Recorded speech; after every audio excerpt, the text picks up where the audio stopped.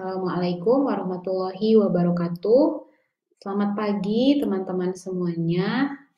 Pada kesempatan hari ini itu adalah pembelajaran tamu ya.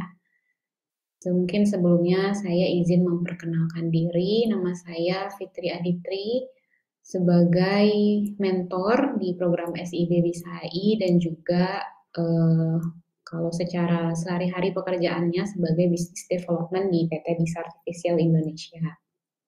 Pada kesempatan kali ini kita akan membahas terkait dengan bisnis ya. Namun sebelumnya mungkin disclaimer juga, saya di sini berbicara terkait bisnis bukan berarti sudah merasa sukses ya di bidang bisnis. Justru saat ini masih belajar dan harus terus banyak belajar.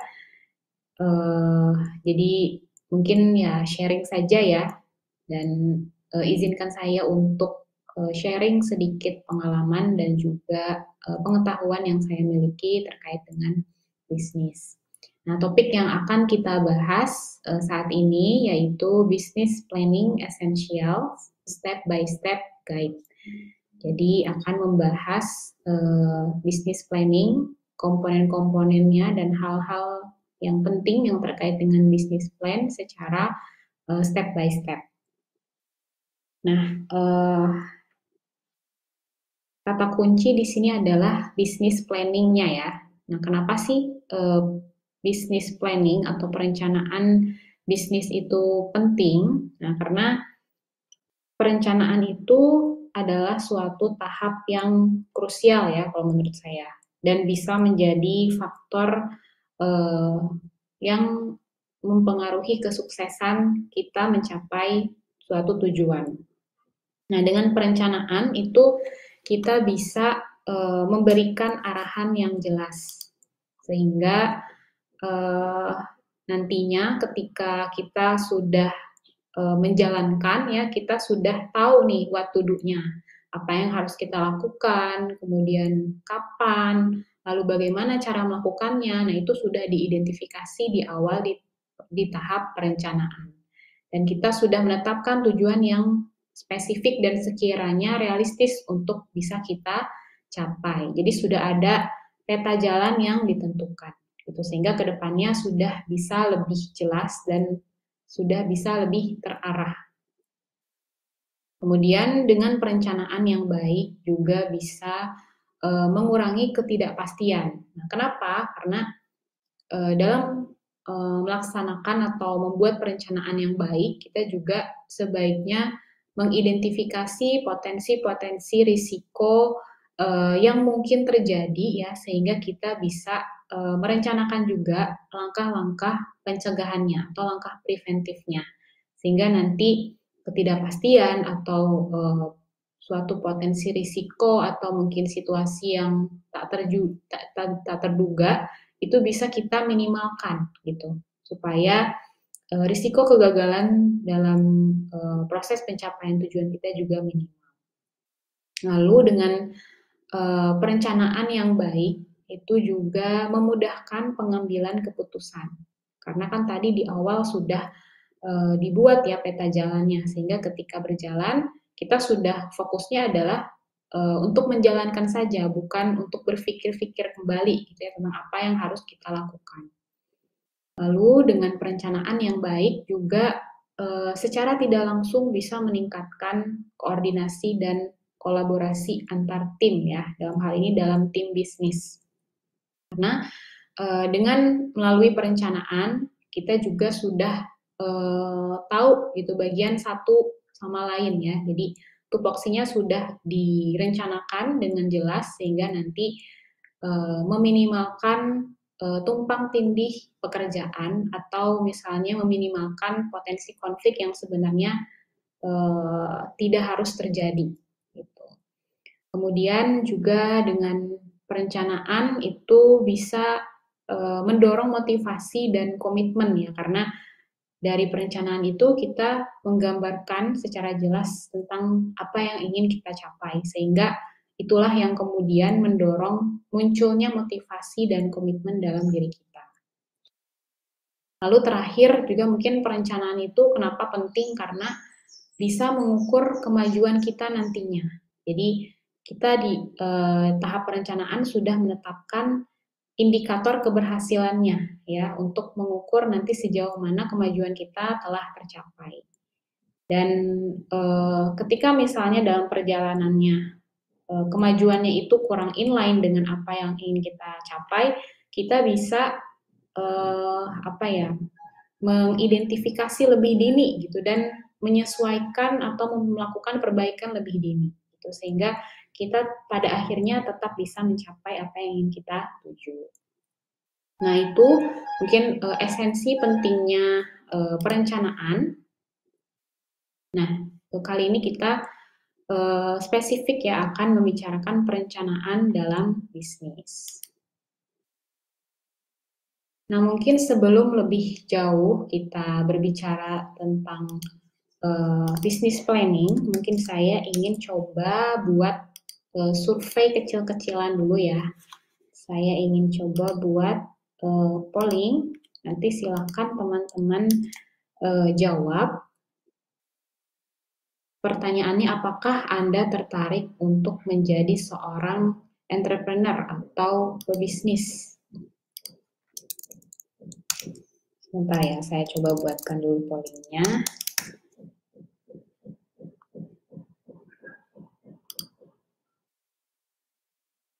Nah, silakan, sudah muncul di tampilan teman-teman. Silakan dijawab dengan jujur ya.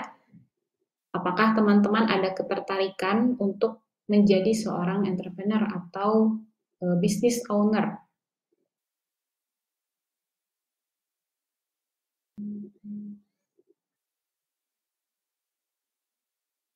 Mungkin saya tunggu sampai 0923 berakhir ya.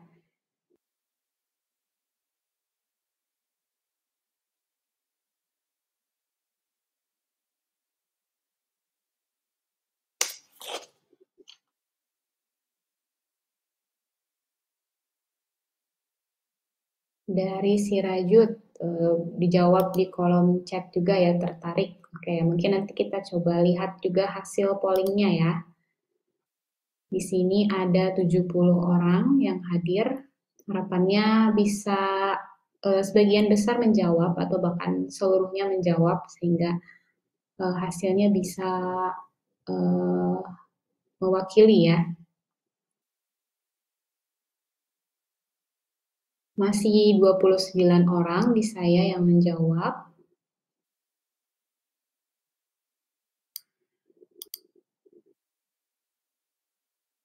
Dari Jenny Syafu juga tertarik. Oke.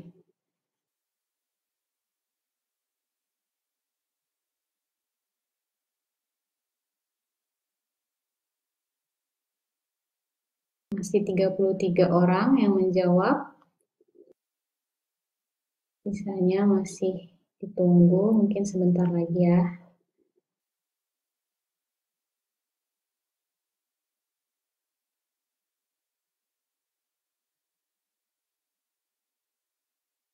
Oke, sudah ada hampir mencapai setengahnya. Mungkin saya coba stop saja ya pollingnya.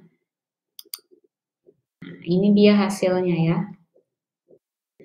Dari 33 orang yang menjawab di sini, menjawab ya tertarik ya untuk menjadi entrepreneur. Jadi 100% dari 33. Jadi semuanya menjawab tertarik. Oke, nah selanjutnya ada pertanyaan lanjutan. Mohon ditunggu sebentar.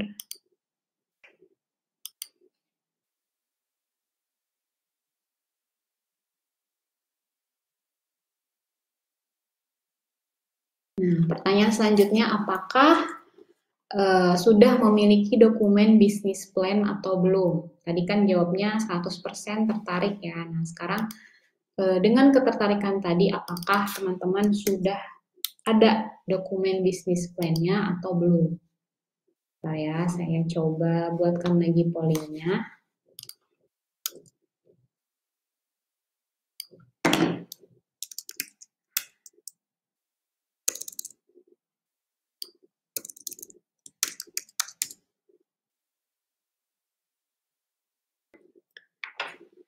Dokumen bisnis plan itu maksudnya di sini adalah bisnis plan yang memang rencananya itu sudah ada dokumennya gitu ya, bukan hanya sekedar angan-angan saja, memang sudah ada rencana, yaitu belum termasuk ya. Yang dimaksud di sini adalah sudah punya dokumennya dalam bentuk tertulisnya.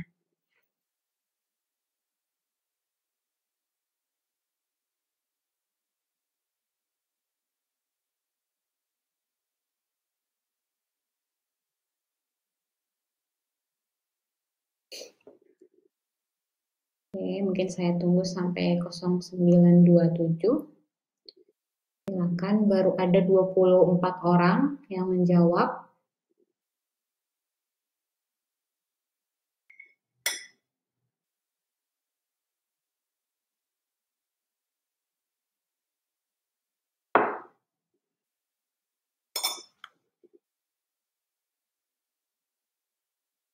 Dari Jenny yang tadi sebelumnya jawab tertarik, saat ini jawaban yang keduanya belum. Berarti belum punya dokumen bisnis plan-nya ya. Oke. Oke, baik, sudah 0927. Saya publish ya pollingnya. Nah, ini dia. Nah, ternyata dari 33 orang tadi yang tertarik untuk menjadi seorang entrepreneur, ini sekitar 27%-nya sudah punya dokumen bisnis plan, sedangkan 73%-nya belum ya. Jadi ketertarikannya belum dideskripsikan lebih lanjut dalam dokumen bisnis plan. Oke, baik, terima kasih responsnya teman-teman. Kita lanjutkan ya. Jadi pada kesempatan ini, learning objektif yang ingin dicapai atau tujuan diskusinya yaitu harapannya bisa meningkatkan semangat untuk berwirausaha dan juga memantapkan perencanaan bisnisnya dengan melalui dokumen bisnis plan ya nantinya. Kemudian yang ingin dibahas pertama keuntungan menjadi seorang pebisnis, lalu juga cara mencari ide bisnis, tahap-tahap membangun startup, dan seperti apa sih bisnis planning itu. Nah, pertama keuntungan menjadi entrepreneur atau pebisnis. Yang pertama, dengan berbisnis itu keuntungannya kita bisa punya potensi memperoleh penghasilan yang tinggi, bahkan mungkin tidak terbatas ya. Kalau mungkin kita bekerja sebagai karyawan yang misalnya 1 bulan itu gajinya 5 juta, ya berarti kita sudah bisa mengestimasikan ya, dalam 1 tahun itu penghasilan kita 5 kali 12, 60 juta. Nah, sedangkan bagi pebisnis ya, penghasilan itu bisa jadi tidak statis ya, tidak konstan, tergantung bagaimana nanti perkembangan bisnisnya, dan bisa jadi menghasilkan penghasilan yang jauh lebih tinggi. Gitu, ada potensi mendapatkan penghasilan yang jauh lebih tinggi. Kemudian dengan berbisnis kita juga bisa menciptakan lapangan kerja baru, karena nantinya semakin bisnis kita berkembang, tentu kita akan semakin banyak membutuhkan sumber daya manusia ya. Jadi bisa menciptakan lapangan pekerjaan baru yang saat ini juga masih menjadi suatu tantangan ya, terutama di Indonesia terkait dengan lapangan pekerjaan. Kemudian yang ketiga, bisa secara langsung atau tidak langsung melatih jiwa kepemimpinan, karena dalam bisnis itu banyak hal yang perlu kita kerjakan dan perlu terus kita pelajari ya. Jadi termasuk juga jiwa kepemimpinan, bagaimana kita memutuskan suatu keputusan, kemudian bagaimana kita mengarahkan orang lain, bagaimana kita mengatasi suatu masalah, dan seterusnya. Jadi seorang pebisnis itu perlu soft skill yang banyak ya, kompleks. apalagi terkait dengan kepemimpinan atau leadership. Lalu yang keempat, keuntungannya adalah jam kerja yang fleksibel. Jadi kalau apalagi fokus dengan bisnis, jam kerjanya itu tidak terbatas di jam 8 sampai jam 4 sore atau jam 9 sampai jam 5 sore saja sebagaimana seorang karyawan ya. Kalau pebisnis itu bisa lebih mengatur ritme kerjanya, apakah misalnya karena bekerjanya itu atau produktifnya itu di malam hari, ya mungkin ya silakan saja ya kalau mau bekerjanya di malam hari. Atau misalnya ketika weekdays pun kita bisa lebih mengatur untuk misalnya jalan-jalan ya, tidak harus menunggu weekend gitu. Nah, tapi sebenarnya ketika masih dalam proses perintisan, jam kerja yang fleksibel ini sebenarnya artinya juga bisa lebih kepada justru jam kerjanya itu tak terbatas ya dan jauh melebihi karyawan biasa. Jadi bahkan kurang dari jam 8 pagi atau lebih dari jam 5 sore itu masih harus bekerja. Termasuk juga weekend juga yang mungkin masih harus terus bekerja kalau memang ingin digarapnya secara serius. Tapi kalau bisnisnya sudah mapan ya, sudah sukses, nantinya kita akan bisa punya waktu yang fleksibel. Jadi mungkin bisa dibilang bisnisnya tetap jalan, kita juga bisa jalan-jalan gitu. Nah, selanjutnya keuntungan jadi pebisnis juga bisa memperluas koneksi, apalagi seiring dengan perkembangan bisnis kita ya, tentu akan semakin banyak orang yang akan kita ajak kerjasama atau akan kita libatkan dalam proses bisnis sehingga bisnis atau seorang entrepreneur itu bisa punya koneksi yang luas. Kemudian juga bisa menambah wawasan ya. Jadi pebisnis itu memang dituntut untuk bisa menguasai berbagai macam keterampilan dan hal-hal teknis juga ya. Dan wawasan ini tentu akan bertambah seiring dengan berkembangnya bisnis. Misalnya ketika bisnisnya itu sudah terbentuk, sebelum terbentuk pun kita perlu belajar ya bagaimana cara membuat perencanaan yang baik.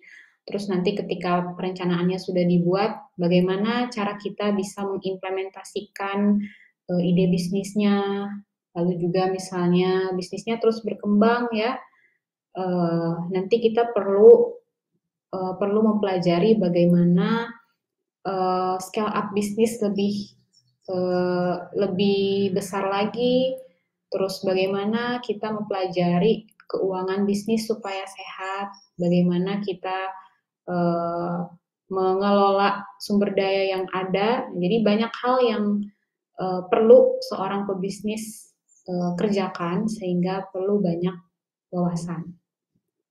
Kemudian juga keuntungan menjadi entrepreneur itu kita bisa meningkatkan kepercayaan diri, terutama kalau bisnisnya sudah berkembang ya. Nah, selanjutnya jika bisnis dirintis sejak dari mahasiswa, nih saya rasa di sini mungkin sebagian besar teman-teman masih mahasiswa ya.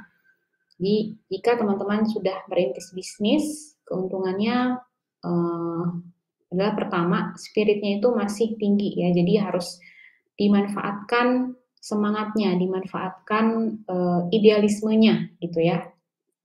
Kemudian juga teman-teman bisa memanfaatkan event atau kompetisi untuk mendapatkan pendanaan. Ya, saat ini banyak kompetisi-kompetisi bisnis yang bisa teman-teman mungkin ikuti atau ajukan. Seperti contohnya ada kompetisi mahasiswa bisnis Indonesia ya, KBMI. Kemudian yang setahu saya ada juga PKM ya, program kreativitas mahasiswa kalau tidak salah. Lalu juga dari perusahaan itu juga banyak yang mengadakan kompetisi bisnis yang nantinya kita dapat hibah pendanaan seperti contohnya dari BRI atau dari Pertamina ya, atau mungkin di internal kampus teman-teman juga ada kompetisi bisnisnya masing-masing. Seperti dulu contohnya saya di kampus itu alhamdulillah sempat dapat hibah dari LPPM ya, dari LPPM kampus yang membuat ide bisnis saya juga jadinya terrealisasi dalam bisnis yang nyata gitu. Kemudian kalau teman-teman merintis bisnis sejak dari mahasiswa, nanti teman-teman ada potensi untuk sukses lebih dulu ya, jadi curi start lebih dulu, tidak harus menunggu lulus kemudian nanti bekerja, tapi sudah dibangun dari awal dengan mencoba untuk berwirausaha. Nah, selanjutnya bagaimana sih cara mencari ide bisnis? Di sini saya mengatakannya startup ya, karena startup itu identik dengan pemanfaatan teknologi. Jadi mungkin kalau teman-teman di sini mulai berbisnis, ya katakanlah itu adalah sebagai suatu startup. Nah, gimana sih cara mencari idenya? Yang pertama, bisa dari mengetahui hal yang kita sukai dan kita kuasai. Nah, ini basic sekali ya. Dan memang biasanya para pebisnis itu memilih bisnisnya yang memang dia sukai ya dan dia kuasai. Sehingga dalam perjalanannya nanti bisa lebih enjoy ya. Termasuk saya pun waktu jadi mahasiswa itu saya mulai berbisnis di bidang healthy food atau catering karena memang saya suka memasak, saya suka hal-hal yang berbau kesehatan gitu. Jadi saya mencoba bersama dengan teman saya yang lain mencoba bisnis healthy catering. Dan yang kedua, itu bisa juga idenya itu didapat dari hasil observasi. Ya, misalnya melihat dari perilaku orang-orang, kemudian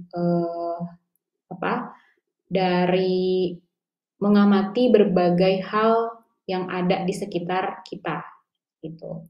Kira-kira apa sih kebutuhan yang diinginkan ada solusinya gitu ya oleh customer. Apa sih masalah yang ada saat ini gitu ya, apakah masalah itu bisa diatasi dengan ide bisnis kita. Nah, itu kita bisa melakukan observasi. Kemudian bisa juga dengan memperluas jejaring ya, menjalin relasi dengan banyak teman atau banyak pihak yang mungkin lebih dulu punya bisnis misalnya. Nah, dengan begitu kita ada motivasi ya dari luar untuk juga punya bisnis. Kemudian selanjutnya bisa juga ide itu dengan kita mengikuti perkembangan tren-tren terkini ya, karena tren itu juga bisa dijadikan sebagai potensi bisnis. Misalnya saat ini orang-orang lagi seneng apa sih, lagi butuh apa, nah itu kita bisa mencoba mencari hal apa yang bisa dikembangkan menjadi suatu bisnis gitu. Lalu bisa juga dengan melakukan riset bisnis dan produk. Nah, riset ini tidak harus selalu rumit, kita bisa melakukan riset-riset sederhana, misalnya dengan memeriksa di Google Trend, atau misalnya cek di sosial media, ya. Seperti itu. Mungkin ini di antara cara-cara mencari ide bisnis. Nah, selanjutnya kalau kita sudah ada ketertarikan misalnya untuk berbisnis, terus juga sudah ada sebelumnya sudah mencari ide bisnis ya. Nah, selanjutnya bagaimana sih untuk membangun startup? Yang pertama tadi menentukan ide ya, menentukan ide bisa dari menjawab permasalahan atau kebutuhan masyarakat, atau ide juga tadi bisa muncul dari diri sendiri ya. atau dari faktor eksternal, dan juga penting juga ide ini terus kita perbarui dalam jangka waktu tertentu, karena ini terkait dengan preferensi masyarakat yang akan terus berubah-ubah ya. Bisa jadi saat ini masyarakat menyenangi suatu hal, tapi belum tentu 1 tahun ke depan, 2 tahun ke depan itu preferensinya masih sama. Jadi ide itu harus terus disegarkan secara berkala. Kemudian selanjutnya ketika sudah ada ide, kita bisa membangun tim ya. Mungkin kalau saran saya teman-teman di sini yang ingin mencoba berbisnis, cobalah untuk mencari rekan bisnis. Karena dengan adanya teman ya, mungkin kita bisa jadi lebih termotivasi, kemudian kita bisa lebih terbantu dalam menjalankan proses bisnis nantinya, termasuk juga misalnya ketika teman-teman merasa suatu saat motivasinya jadi berkurang ya, dengan adanya teman, bisa saja teman kita itu masih punya semangat yang tinggi sehingga kita pun jadinya ikut-ikutan semangat juga gitu. Jadi itu kalau kita berbisnisnya itu ada timnya. Jadi cobalah bangun tim yang solid dan bisa saling melengkapi satu sama lain. Nah, dalam konsep tim di startup itu ada 3 komposisi ideal ya. Yang pertama ada hustler, kemudian ada hipster, lalu ada hacker. Nah, jadi komposisi inilah yang bisa melengkapi satu sama lain. Nah, seperti apa hustler itu? Nah, si hustler di sini ini lebih kepada pembagian peran di timnya. Jadi si hustler itu dia yang punya naluri sebagai pebisnis atau yang nantinya jadi sebagai leadernya yang mengkoordinasikan di dalam tim bisnis tersebut gitu. Dan mungkin nanti dianya yang akan lebih banyak misalnya dalam hal pengambilan keputusan, kemudian dalam hal komunikasi ke orang lain gitu ya. Nah, ini ada si hustler ini, ya yang punya naluri sebagai leader. Kemudian tidak cukup ya si hustler saja, dia perlu bantuan dari bagian yang lain. Di sini ada hipster. Bisa disebut hipster ini sebagai desainernya yang nanti dia bisa merancang dan mengemas produknya dengan baik sehingga bisa diminati oleh calon customer-nya. Kemudian ada satu lagi posisi yang penting yaitu hacker atau sebutnya sebagai insinyurnya yang dia menerapkan teknologi, kemudian dia yang menjalankan dan mengatur daily operasional dari bisnis. Gitu. Jadi usahakan kalau membangun tim itu juga sudah membagi peran ya. Kira-kira siapa yang berlaku sebagai hustler, sebagai hipster, dan sebagai hackernya. Kalau misalnya mau memulai bisnis sendiri ya berarti ketiga ini itu bisa coba di-handle oleh diri sendiri ya, tidak masalah kalau memang masih merintis ya. Kemudian selanjutnya setelah ada ide, kemudian ada tim ya, bisa coba membuat bisnis plan-nya. Mulai dari menganalisis ya hingga membuat perencanaan strategis dan dalam bentuk dokumen yang jelas, yang komprehensif. Nanti kita akan bahas lebih lanjut terkait bisnis plan ini. Kemudian selanjutnya mencari pendanaan. Ya, pendanaan itu bisa didapat dari berbagai macam sumber, entah itu dari pendanaan pribadi, kemudian bisa juga misalnya dari keluarga. Dulu saya juga waktu memulai bisnis ya, itu modalnya dari orang tua teman saya ya, yang satu kelompok juga. Jadi itu salah satu modal karena memang masih belum punya modal ya, masih mahasiswa belum punya pemasukan gitu. Atau misalnya dari pinjaman ya, tadi contohnya saya juga meminjam ya. Alhamdulillah sekarang sudah balik juga modalnya. Kemudian bisa dari hibah seperti misalnya dari berbagai kompetisi tadi, dan bisa juga dari investasi.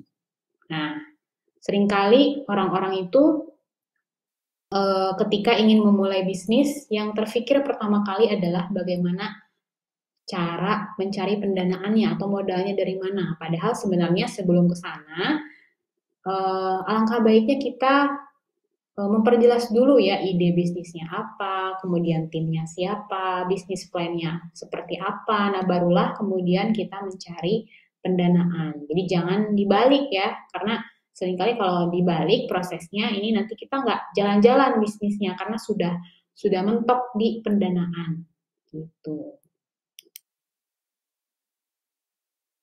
Nah, selanjutnya kita bahas 5W1H-nya bisnis plan ya. Jadi, apa itu bisnis plan? Jadi, bisnis plan itu adalah dokumen yang tertulis yang disiapkan oleh pebisnis dalam mendeskripsikan elemen-elemen internal atau elemen-elemen eksternal yang relevan dan strategis ya untuk memulai suatu usaha gitu. Jadi, kata kuncinya di sini adalah written document. Jadi dokumen yang tertulis, bukan hanya rencananya ada dalam pikiran saja, tapi juga sudah tertulis, artinya sudah jelas ya. Kemudian dalam bisnis plan itu mengintegrasikan berbagai macam plan yang fungsional. Plan marketing, plan keuangan, plan produksi, penjualan, plan sumber daya, dan seterusnya. Jadi sudah digambarkan secara jelas dalam bisnis plan-nya. Nah, selanjutnya siapa sih yang menulis bisnis plan ini? Ya tentu tadi ya ditulis oleh entrepreneur itu sendiri, ya atau yang punya bisnis itu sendiri. Dan mungkin dalam penulisannya itu seorang entrepreneur bisa berkonsultasi dengan berbagai macam pihak ya, misalnya mentor, kemudian orang yang mengerti keuangan ya atau akuntan, kemudian orang yang mengerti penjualan atau orang engineer-nya ya, itu akan lebih memantapkan bisnis plan-nya ketika kita berkonsultasi dengan pihak lain. Dan mungkin di sini kalau memang teman-teman serius ingin punya bisnis, sebaiknya teman-teman punya mentor, karena nanti mentorlah yang akan memberikan guideline, akan memberikan semangat, dan akan punya pandangan di luar dari pandangan teman-teman yang bisa menambah insight terhadap perkembangan bisnis. Dulu saya juga meminta izin kepada dosen untuk menjadi mentor bisnis saya. Alhamdulillah sampai saat ini pun beliau masih berkenan gitu ya untuk memberikan arahan-arahan terkait bisnis.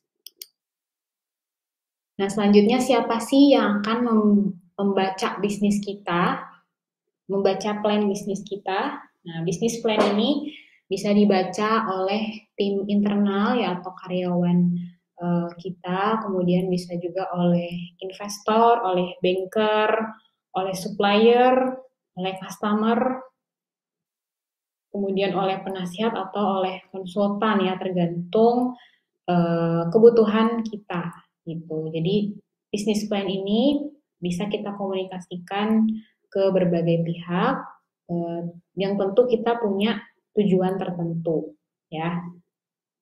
Kepada misalnya employees atau kepada tim ya tentu kita ingin supaya tim kita itu punya semangat yang sama gitu sehingga mereka perlu mengetahui bisnis plan kita.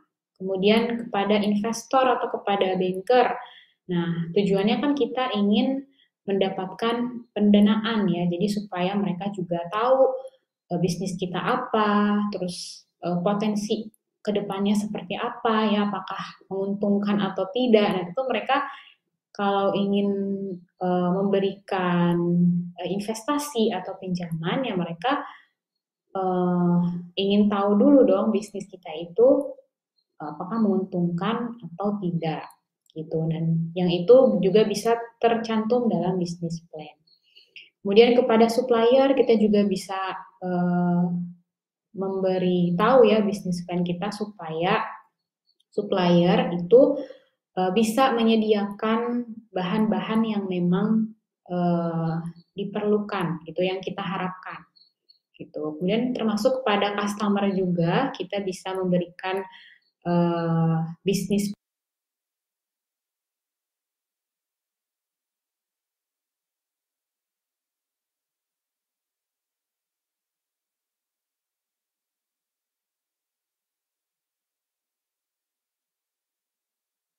loyal nantinya. Kemudian kepada advisor atau konsultan, ya tujuannya berarti kita ingin mendapatkan masukan-masukan atas bisnis plan yang sudah kita rancang. Tapi mungkin kalau dokumen lengkapnya ya cukup kita saja yang tahu, dan apabila ingin dikomunikasikan ya berarti disesuaikan saja ya sesuai dengan targetnya. Mungkin bisnis plan yang kita berikan kepada employee, kepada investor banker itu berbeda ya apa yang kita tampilkannya. Jadi kalau secara lengkapnya mungkin hanya kita yang tahu, dan serpihan-serpihannya atau potongan-potongannya yang sesuai barulah bisa kita komunikasikan ke yang lain dengan tujuan tertentu. Ini ada 3 perspektif dari bisnis plan: perspektif sebagai entrepreneur, perspektif marketing, dan perspektif investor.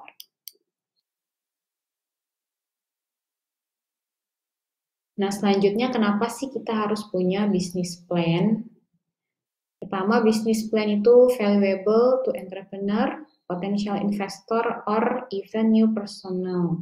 Ya, jadi bisnis plan itu sangat berharga bagi seorang pebisnis, kemudian bagi investor yang potensial dan orang-orang yang awam ya terhadap bisnis kita, supaya mereka tahu apa yang ingin kita capai, apa yang ingin kita tuju.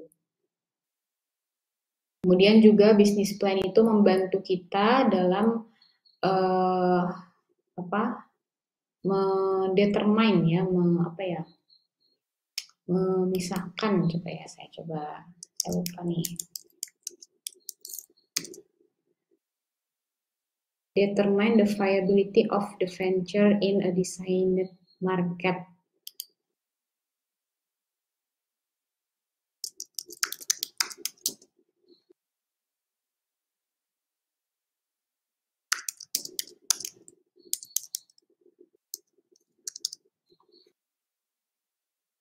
Jadi membantu untuk menentukan kelayakan bisnis kita ya. Jadi secara tidak langsung dengan kita merancang bisnis plan itu kita bisa menilai apakah bisnis ini layak untuk diteruskan atau tidak, karena di dalam bisnis plan itu diantaranya juga mencakup perencanaan keuangan ya, dan perkiraan keuntungannya. Kemudian di bisnis plan juga menyediakan guidance atau arahan ya bagi pebisnis dalam nantinya bagaimana dia mengatur setiap aktivitas bisnisnya. Gitu. Jadi di dalam bisnis plan sudah sebaiknya sudah tergambar ya hal-hal apa saja yang perlu dilakukan. Kemudian juga bisnis plan itu bisa membantu kita untuk mendapatkan keuntungan ya, karena tadi salah satunya mencakup aspek keuangan. Nah, kemudian bisnis plan juga bisa kita presentasikan ya. Dalam hal ini misalnya kepada calon investor ya, untuk kita mendapatkan pendanaan. Misalnya ketika teman-teman ingin mengikuti suatu kompetisi bisnis, juga pasti ada tahap presentasinya, ya, presentasi bisnis. Biasanya hanya cukup 20 menit atau 30 menit teman-teman presentasi, yang mana dalam presentasi itu harus bisa menggambarkan bisnisnya secara jelas ya, supaya nanti mereka bisa memutuskan apakah mereka mau memberikan pendanaan atau mau menentukan teman-teman sebagai juara dalam kontes bisnis atau tidak gitu. Dan ini juga ada ilmunya juga ya dalam mempresentasikan suatu bisnis plan. Kemudian ini ada beberapa hal yang membuat bisnis plan itu gagal. Yang pertama bisa karena ketika menetapkan goals atau tujuannya itu tidak ada alasan ya, jadi hanya ditetapkan begitu saja tanpa ada alasan yang kuat. Ya sebenarnya kalau kita menetapkan sesuatu itu harus berasal dari why yang kuat sehingga nanti kita bisa lebih punya motivasi, kemudian kita bisa lebih pasti ya dalam melangkah karena kita sudah tahu alasannya. Lalu kegagalannya juga bisa dikarenakan karena tujuannya itu tidak bisa terukur ya. Jadi makanya dalam bisnis plan itu perlu menetapkan standar-standar atau indikator keberhasilannya. Kemudian kegagalannya ini juga seringkali karena dari entrepreneurnya sendiri itu tidak punya komitmen yang total ya dalam berbisnis. Bisa hanya karena semangatnya itu di awal saja, tapi ketika berjalan, ketika bisnisnya ternyata mengalami kemunduran, akhirnya bisnisnya juga mundur. Nah ini sering terjadi ya, lack of motivation ketika bisnisnya sudah berjalan. Gitu. Ini kurang komitmen ya. Komitmen itu bukan hanya komitmen secara motivasi saja, tapi juga perlu dibuktikan bahwa misalnya kita juga berkomitmen untuk menyisihkan tenaga, menyisihkan waktu untuk menjalankan bisnis.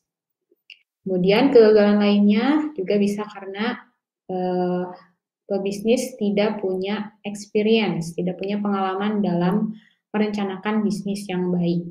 Ya, jadi bisnisnya let it flow aja gitu ya, berjalan begitu saja tanpa ada perencanaan yang matang. Atau kegagalan juga bisa karena tidak ada sense of potential threat or weakness to the business. Jadi tidak punya apa ya, sense itu apa ya dalam bahasa Indonesia.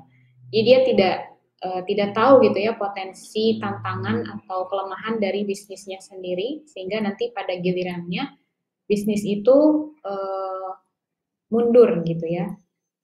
Kemudian kegagalan juga bisa karena customer-nya sebenarnya tidak membutuhkan produk atau servisnya. Maka dari itu penting di awal untuk menganalisis apakah memang produk kita diinginkan atau dibutuhkan oleh customer atau tidak. Nah, selanjutnya ada pengenalan bisnis model Canvas dan ini sebagai bisnis plan yang mudah yang bisa teman-teman buat kalau memang mau serius ya dalam menjalankan bisnis.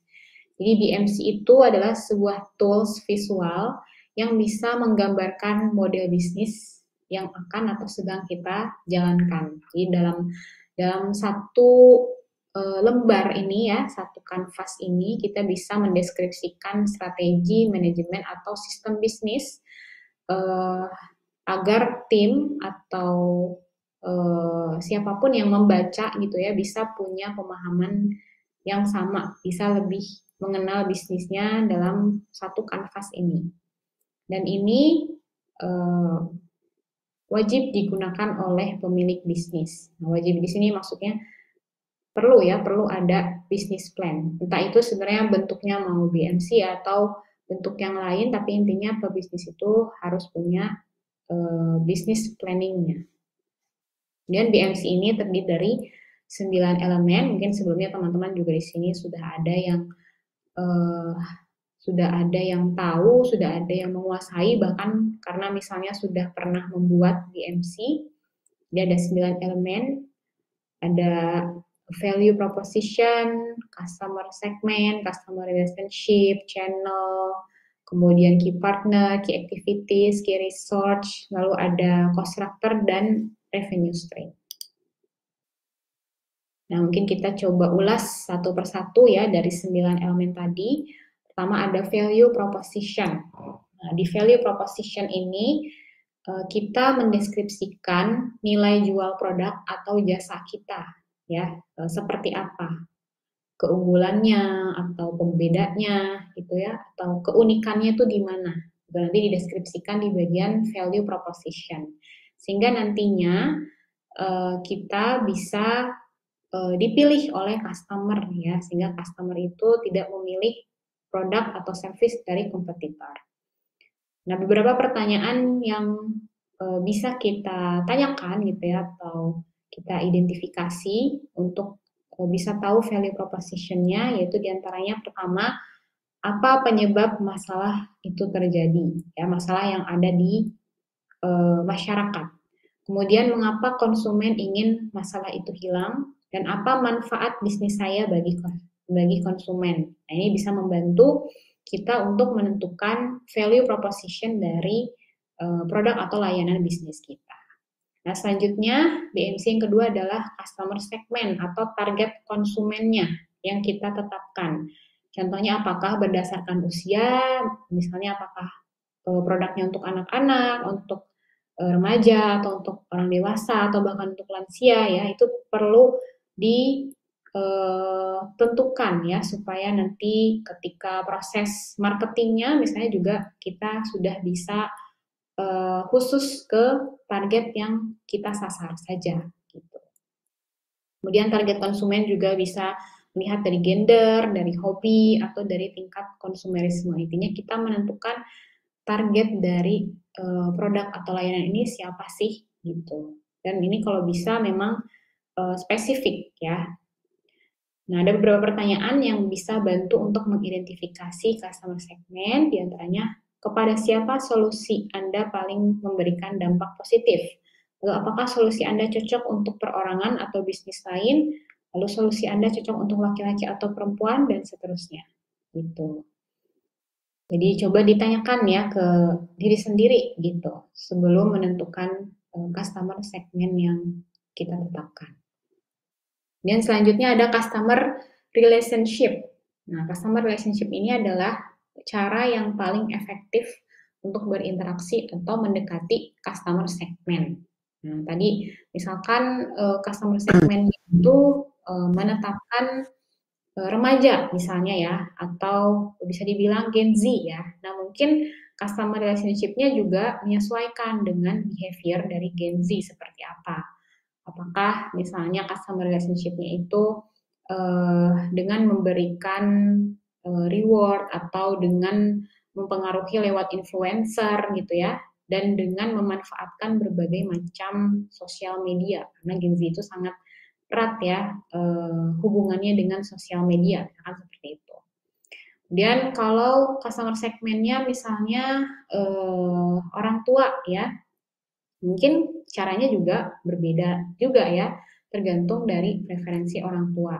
Apakah misalnya dalam pemilihan channelnya juga dipilih channel-channel yang memang sering dikunjungi oleh orang tua, misalnya Facebook gitu ya, dibandingkan dengan Instagram atau channel lain gitu ya, yang nantinya akan dioptimalkan gitu. Jadi customer relationship ini adalah bagaimana kita memilih cara yang efektif untuk bisa berinteraksi dan bisa mendekati customer segment.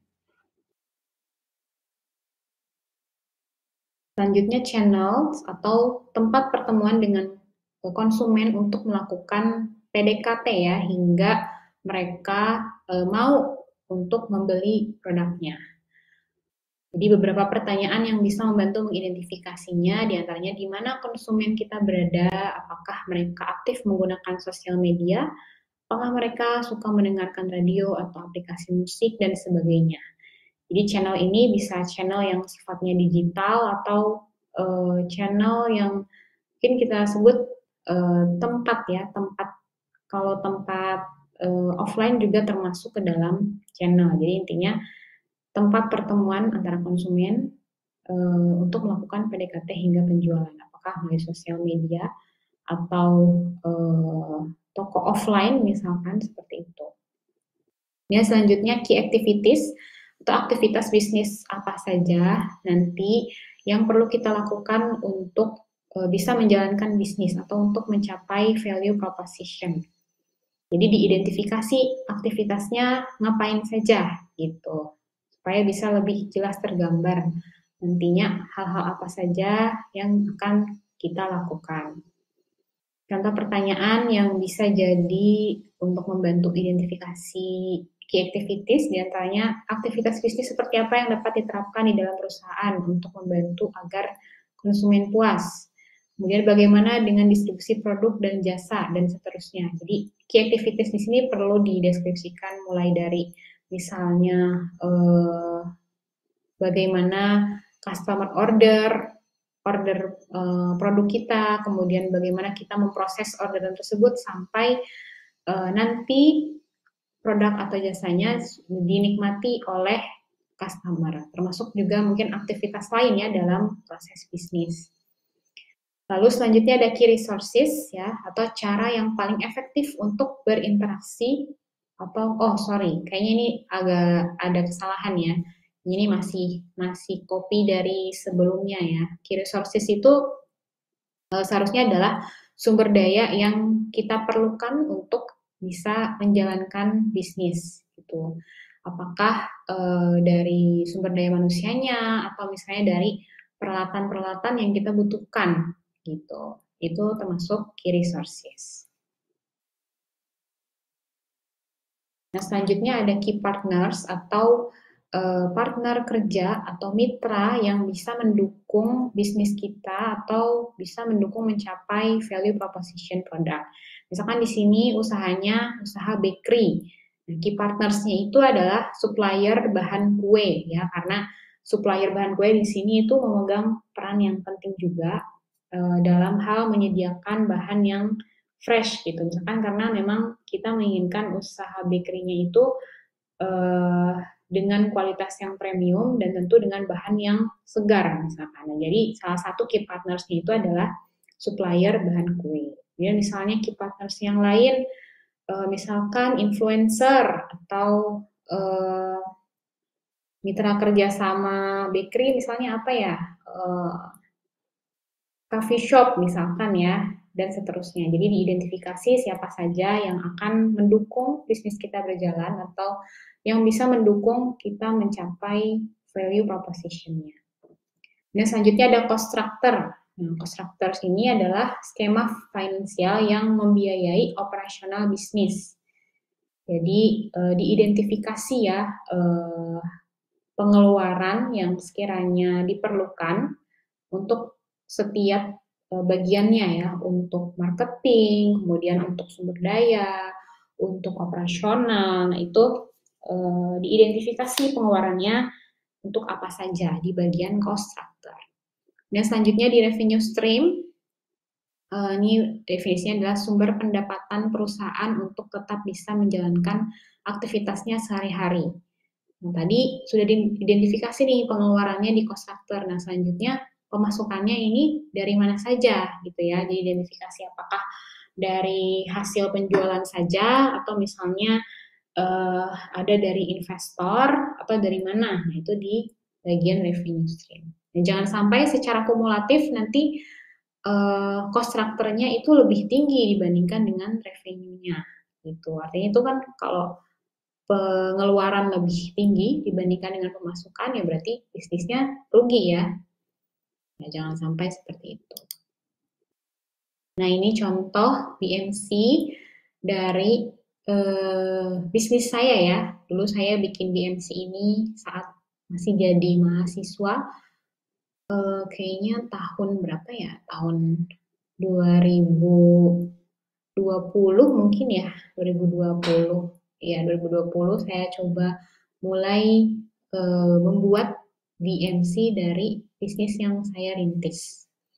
Mulai dari key partner, key activities, value, customer relationship, customer segment. Ini karena produknya itu healthy catering, jadi di antara key partnersnya di sini supplier bahan makanan nih paling penting ya untuk dipilah-pilih karena terkait juga dengan harga dan kualitas bahan makanannya.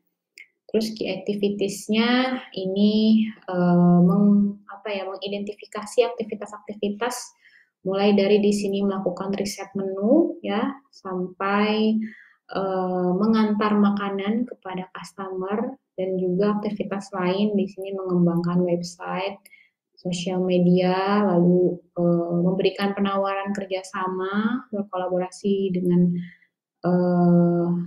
berbagai pihak dan melakukan kegiatan lain, misalkan di sini konsultasi gizi.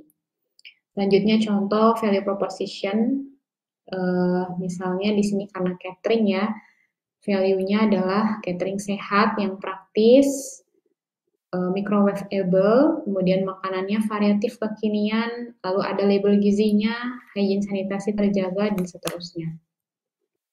Lalu customer relationship-nya dengan mempertahankan kualitas produk, karena dengan mempertahankan kualitas produk itu bisa meningkatkan loyalitas customer ya juga ya. Jadi customer-nya akan melakukan retensi pembelian, harapannya seperti itu. Kemudian dengan melakukan inovasi, lalu dengan adanya customer service yang bisa menjawab atau merespons pertanyaan atau orderan dari customer ya dan seterusnya. Jadi di sini diidentifikasi cara-cara untuk kita mendekati dan untuk mempertahankan loyalitas dari customer. Dan selanjutnya customer segmennya itu menargetkan usia produktif, karyawan perkantoran, dan instansi atau event yang membutuhkan makanan sehat yang domisilinya di sekitar Jabodetabek. Selanjutnya key resources-nya di sini mulai dari dapur, bahan baku, kemudian modal, lalu juga human resource ininya ya dari pembagian tugas sumber daya manusianya. Kemudian channelnya di sini memanfaatkan beragam media sosial. Kemudian cost structure-nya ini pengeluarannya untuk produksi, untuk peralatan, untuk promosi, dan seterusnya. Lalu pendapatannya dari penjualan produk dan service, dan juga dari dana hibah. Ini contohnya ya, contoh untuk mengisi BMC. Nah ini template-nya, ada 9 elemen,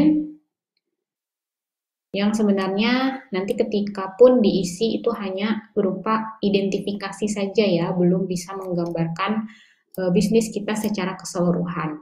Nah, contohnya mungkin di bagian cost structure di sini kan contohnya saya menuliskan biaya produksi. Nah, sebenarnya ini perlu ada perinciannya lagi ya, biaya produksinya itu untuk bahan baku berapa, untuk tenaga kerja berapa, dan seterusnya. Gitu. Jadi kalau di BMC itu hanya mengidentifikasi elemennya saja, tapi di luar ini juga kita perlu mungkin menuliskan lebih detailnya lagi. Nah, dan sebenarnya bisnis plan itu bukan hanya memuat BMC saja ya, karena biasanya tadi kalau BMC itu hanya mengidentifikasi elemen-elemennya saja, belum bisa menggambarkan bisnis plan secara utuh gitu. Nah, ini mungkin contoh ya, contoh pembuatan dokumen bisnis plan.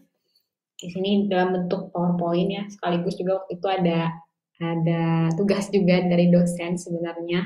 Ini mungkin untuk sharing dan sebagai contoh bagaimana bentuk dari bisnis plan itu. Di sini saya buat bisnis plan untuk produk Nutri-Eat Healthy Catering ya, yang tadi produknya berupa catering sehat yang ready to eat. Nah, ini sebagai isi dari bisnis plan-nya. Jadi ada mulai dari perkenalan, kemudian ada summary bisnisnya, lalu ada analisis environmental and industry-nya. Jadi ya, analisis lingkungan dan analisis industri. Kemudian ada deskripsi dari brand-nya, lalu ada plan produksi, plan operasional, plan organisasi, plan marketing, lalu juga ada penilaian risiko dan plan finansial. Jadi banyak ya yang perlu difikirkan gitu dalam perencanaan bisnis gitu sebelum kita memulai lebih lanjut. Nah, ini pengenalannya, nama bisnis, alamat, nama pemilik, kemudian sifat bisnis, pendanaan yang diperlukan, ya. Ini untuk pengenalan awal saja. Kemudian summary-nya, misalnya di sini menuliskan deskripsi produknya, lalu value proposition produknya apa, dan gambaran revenue yang akan didapat itu dari mana. Nah, ini dimuat dalam executive summary. Lalu ada analisis lingkungan dan analisis industri. Jadi di sini digambarkan ya tren masa depannya seperti apa, apakah nantinya bisnis kita itu kemungkinan akan sukses atau akan bisa diterima atau bagaimana. Nah, itu perlu dianalisis ya, future outlook and trends-nya. Kemudian perlu juga menganalisis kompetitor ya, kompetitor yang ada saat ini, yang punya produk serupa itu mereka sejauh ini perkembangannya seperti apa, gitu. Supaya nanti kita bisa mengungguli gitu ya, dan produk kita tidak kalah dari produk kompetitor yang mungkin sudah established lebih dulu gitu. Kemudian kita juga perlu menganalisis dari segi segmentasi pasarnya. Jadi siapa yang kita sasar, kemudian misalnya dianalisis berapa jumlahnya, kemudian bagaimana perilakunya ya, dan seterusnya. Lalu juga dianalisis perkiraan pasar dan perkiraan industrinya. Intinya kita melihat apakah bisnis kita itu akan menguntungkan atau bagaimana ya. Jadi analisis environmental dan analisis industri. Nah, selanjutnya dideskripsikan ya perusahaannya, produk servisnya apa saja, kemudian ukuran bisnisnya, termasuknya nanti direncanakan akan seperti apa, apakah termasuknya mikro, apakah kecil, apakah menengah, itu ada klasifikasinya ya. Kemudian equipment yang diperlukan atau peralatan yang diperlukan itu apa saja, personel yang diperlukan siapa saja. Nah, ini identifikasi di sini. Background dari owner bisnisnya itu apa, nah, ini juga bisa dituliskan. Selanjutnya plan produksinya, mulai dari kita membuat flow diagram prosesnya ya, bagaimana, kemudian nanti quality controlnya seperti apa, nah itu dijelaskan ya. Lalu termasuk misalnya karena saya di sini bisnisnya itu catering ya, jadi direncanakan juga layout desain dapur, kemudian peralatannya, penyimpanannya hingga limbahnya itu nanti akan dikelola seperti apa. Kemudian mesin dan peralatan yang dibutuhkan untuk bisa menghasilkan produk dan servisnya itu apa saja, nah itu dituliskan. Lalu supplier dari bahan mentahnya itu siapa, nah itu juga dituliskan. Ini dalam production plan. Selanjutnya operational plan dari company operation-nya. Di sini contohnya karena saya catering ya, dari mulai menu planning, food preparation, delivery, quality control ya. Kemudian juga ada performance metric-nya yang nanti bisa dijadikan sebagai penilaian keberhasilan ya. Di sini saya mencantumkan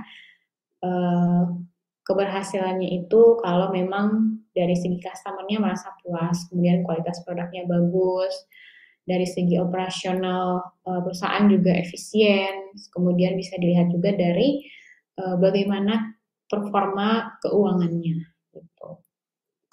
Kemudian diidentifikasi flow of order-nya, di sini mulai dari penerimaan pesanan sampai dengan kita melakukan delivery dan monitoring evaluasi dan meminta feedback dari customer.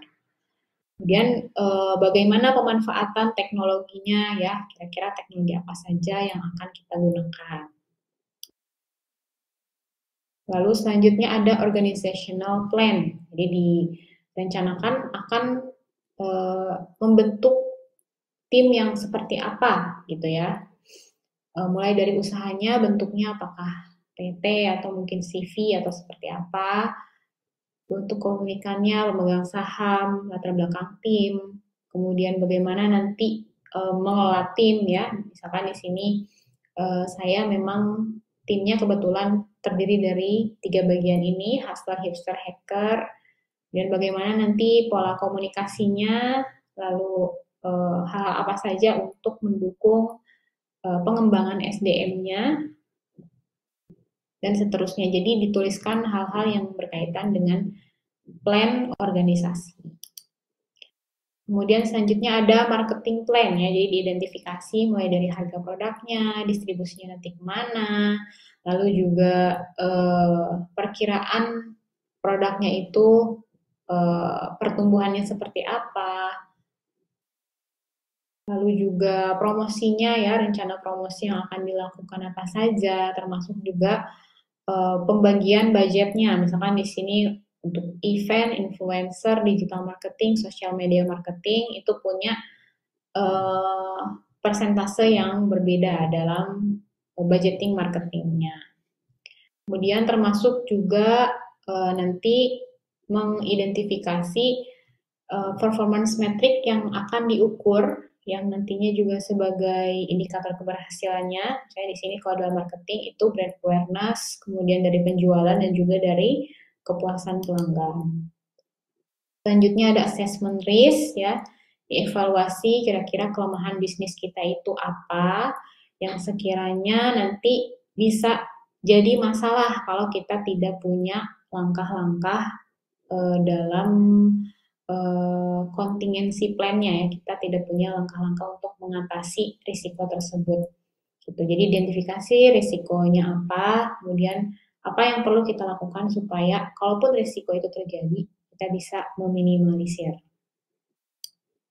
Selanjutnya yang tidak kalah penting ini adalah financial plan ya. Jadi bagaimana nanti strategi memanage keuangannya, kemudian misalkan di sini kita punya proyeksi keuangan mulai dari tahun pertama, kedua, ketiga, berapa pendapatan keuangan dan cash flow-nya, termasuk juga berapa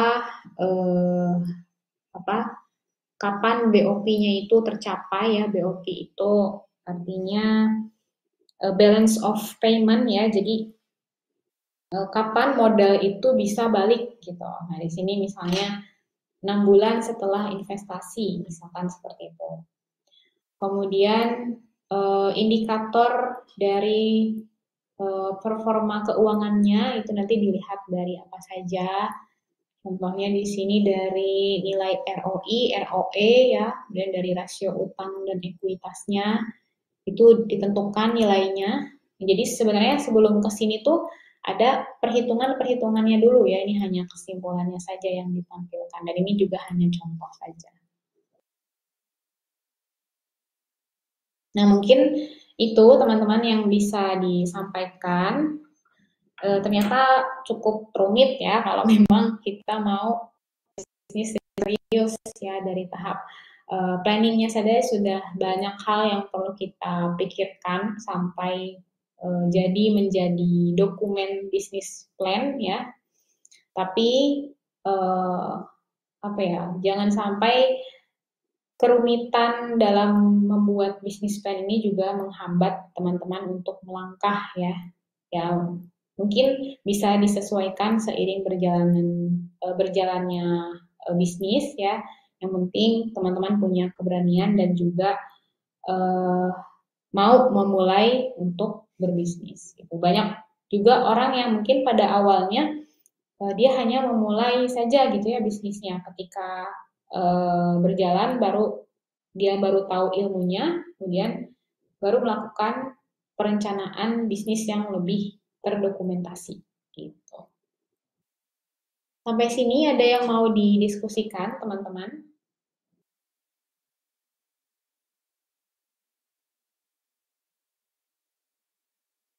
Apakah penjelasannya sekiranya jelas, bisa teman-teman cerna atau bagaimana? Silakan juga mungkin responsnya.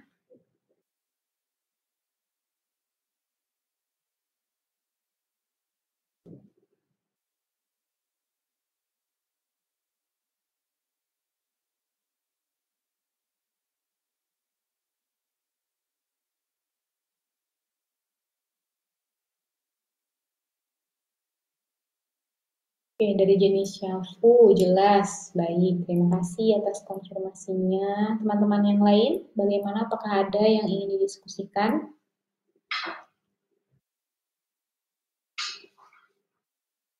Nah, tadi teman-teman menyebutkan bahwa teman-teman ada ketertarikan dalam memulai bisnis. Nah, boleh mungkin sharing kira-kira uh, teman-teman ini akan bisnis apa? Boleh teman-teman dituliskan di kolom chat.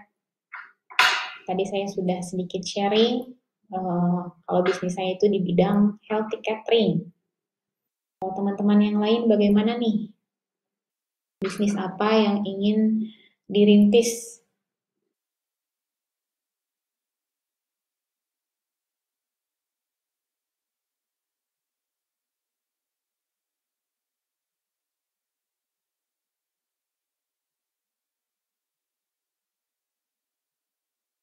Khairudin, apakah boleh di-share ke PPT-nya? Boleh, nanti saya coba share juga ya PowerPoint-nya.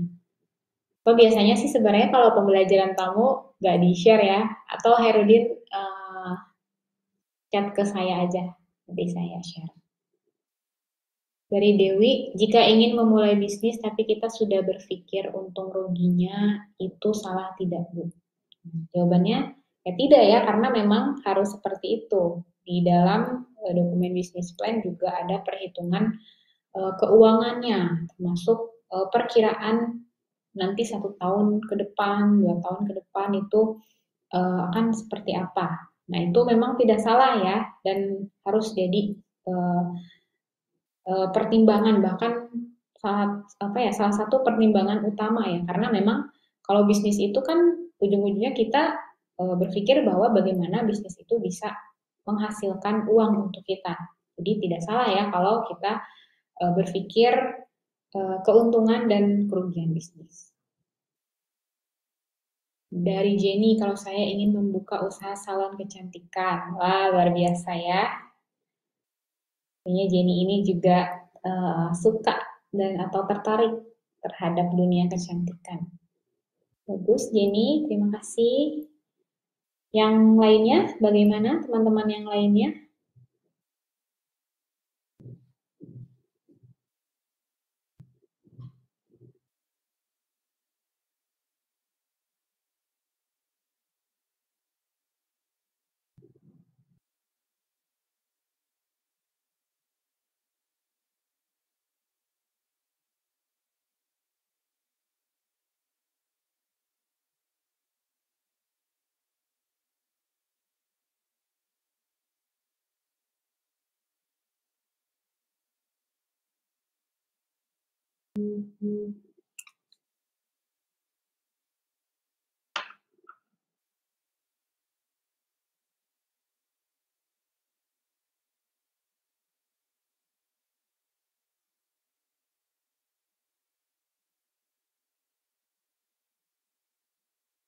Dari Marten, izin Ibu dari kampus jurusan saya itu saya sudah terlibat dalam usaha-usaha di UMKM dan KSPM, kelompok sekolah pasar modal. Jadi ada pemahaman sedikit tentang usaha. Wah, luar biasa nih Marten.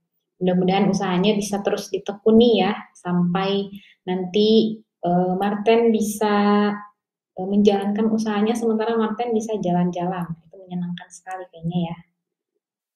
Contohnya sekarang mungkin Raffi Ahmad ya. Raffi Ahmad kan salah seorang entrepreneur ya, karena bisnisnya sudah punya sistem, sudah berjalan, dia pun bisa berkreativitas ya di bidang lainnya, di bidang entertain, bahkan sekarang masuk ke dunia politik ya, jadi luar biasa hidupnya produktif sekali ya.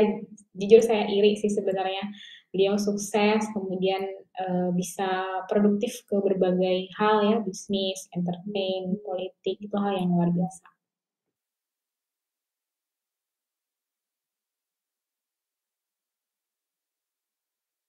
Oke, dari teman-teman yang lain, apakah sudah cukup? Kalau sudah, mungkin silakan dibuka kameranya. Kita